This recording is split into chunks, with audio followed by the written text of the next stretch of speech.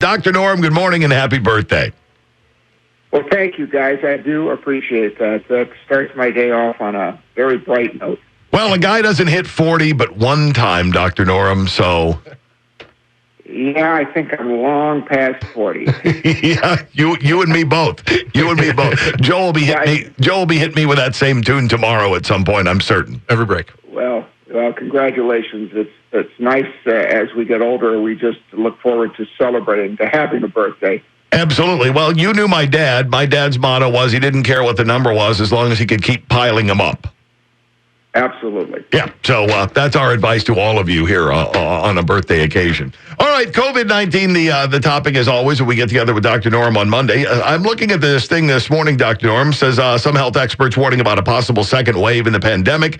New study pointing to signs that the severity may be fading. Researchers at Wayne State University say viral loads from patients are continuing to decrease as the pandemic progresses. It's also showing a connection to a lowering death rate. Yeah, that's interesting because I also saw another study that said that the virus is mutating as viruses do, and it's more infectious, it's more contagious, but it's no more deadly. So probably depends a little bit on which area of the country and which type of the or subtype of the virus we're talking about.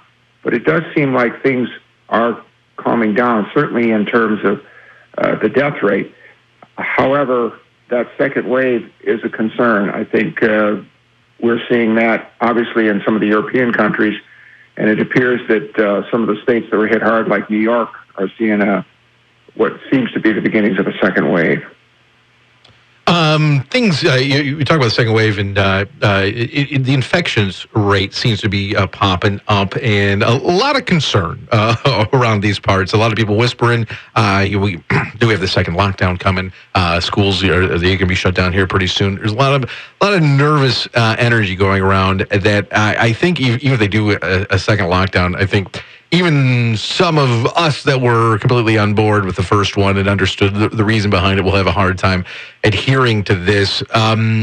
You talk to smart people and other doctors. Are you guys as concerned about this second wave and what's coming maybe in the next month or so is some of us in the general population are whispering about right now? Oh, absolutely. The whole concept of a second wave is a big concern because that's the way pandemics develop, and we all knew there would be some kind of a second wave. And again, we're into the fall as the weather's getting cool, kids are back in school, we open things up, people are getting together. It's a big concern. I see locally our rate here in Winnebago County is getting at the warning level, and there's some concern that they may try to shut things down again, which is very distressing to, I think, all of us. It's been mentally very tough to handle this virus as it is, and to think that we're going to go backwards and be able to do less things is very disturbing. Is it going backwards though, or was this inevitable, the second wave?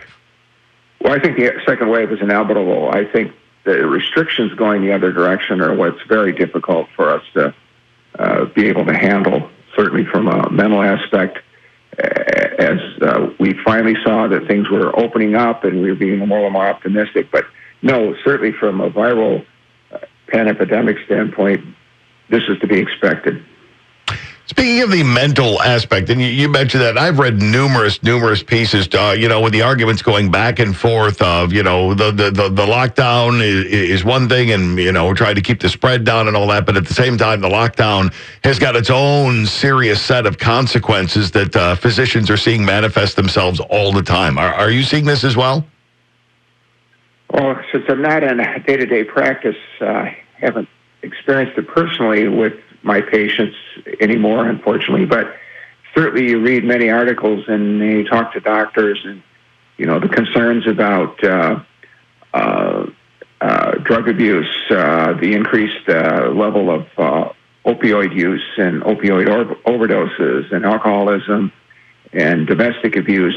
Clearly all of those things have increased during this pandemic, and that's a big concern. And now we're talking about having the second wave and kind of having to go through some of this again, it is disturbing. You know, I want to flip back to that the mutation talk that you alluded to earlier. Apparently, this new mutation, like as you said, far less deadly, but way more contagious. When it says less deadly, do the severe ramifications, ventilator? I mean, some of the other heart conditions we're talking about, will the same effects be present with this new mutated virus? You assume that they are, but I guess again, it's back to that concept: is we just don't know till we get there. The virus will kind of tell us, and as we get down the road and see what happens as the viruses mutate, we'll know whether it's more problematic with long-term consequences. I did see a study that was a little more reassuring that many of the long-term consequences on the lungs seem to be able to be reversed, and people are showing signs that most people will probably get over those consequences of the COVID virus. The other issue was the young people with the inflammation of the heart, and that's still a little bit up in the air whether that's going to be long-term. Sweden has made a lot of news throughout this entire pandemic about the way that they've handled it. I'm looking at a piece this morning, says an expert on the spread of COVID-19 proclaimed last week that the pandemic in Sweden was essentially over. The virus there was running out of steam, suggesting Swedes could be building immunity. Reason for optimism, Kim Sneppen is the guy's name from the Niels Bohr Institute in Copenhagen, saying Sweden's infection and death rates have been low for weeks despite a second wave rolling over Europe. Seems to mark a turnaround for the country, which experienced one of the highest death tolls in the world per capita during the spring. The problem is the science isn't in on whether immunity is building in Sweden at all after they resisted lockdowns and let the virus spread. Yeah, that's very interesting, and we've touched on Sweden and their approach and how up front they had a very significantly higher death rate than anybody else, but it seems their second wave has been minimal, or in fact, maybe their second wave is yet to come just because of the way they approach things. So I think we have to keep an eye on Sweden and kind of see how that all turns out. But I don't think we know quite yet if that's going to continue. The herd immunity topic is something we touched on before, and I think we've been using the 60 to 70% infection rate for herd immunity. Is that number just the number for any herd immunity, or does that number vary disease to disease?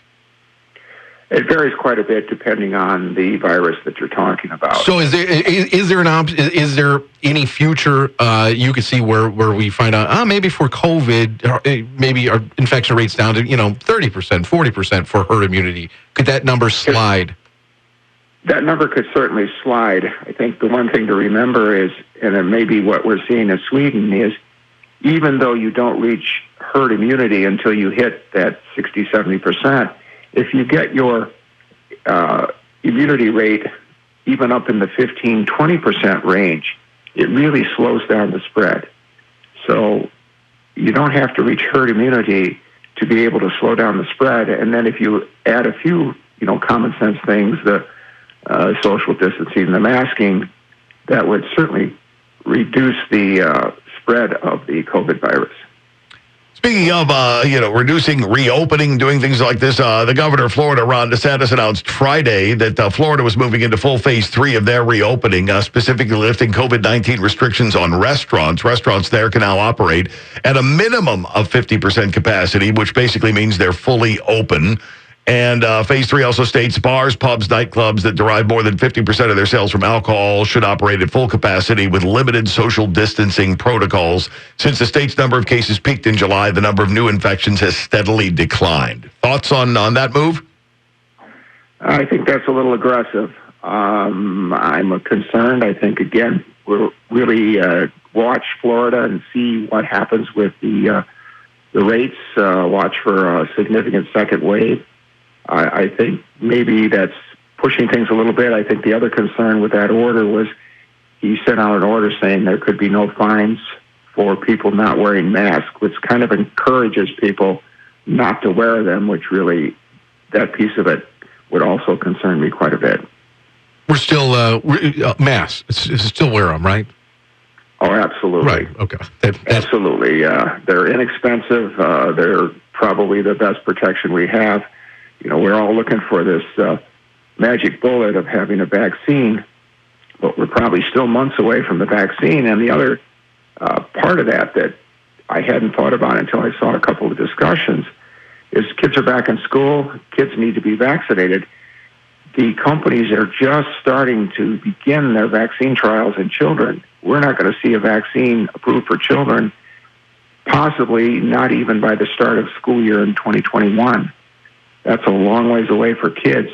The adult vaccine maybe we'll see right after the first of the year, early spring, but certainly not for kids. Yeah, when you say we're months away from a vaccine, do you mean we're months away from finding a vaccine, or we're months away from rolling out a vaccine to inject into people? Rolling out a vaccine, Okay. Making a vaccine available. I think for adults, the best case scenario would probably be after the first of the year, but it would probably only be for the people that are high risk, healthcare workers and those type of people. Hopefully through the spring we can roll it out to the general public.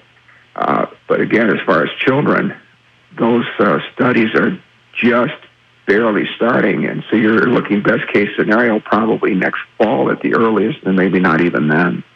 Dr. Norm, one other note on vaccinations. I'm looking at a piece this morning because I saw this floating around on Twitter over the weekend about somebody opining that the flu shot somehow makes you more susceptible than to picking up the coronavirus. The Cleveland Clinic is shooting back with that this morning, saying no, that does not raise your risk of contracting COVID-19 by getting your yearly flu shot.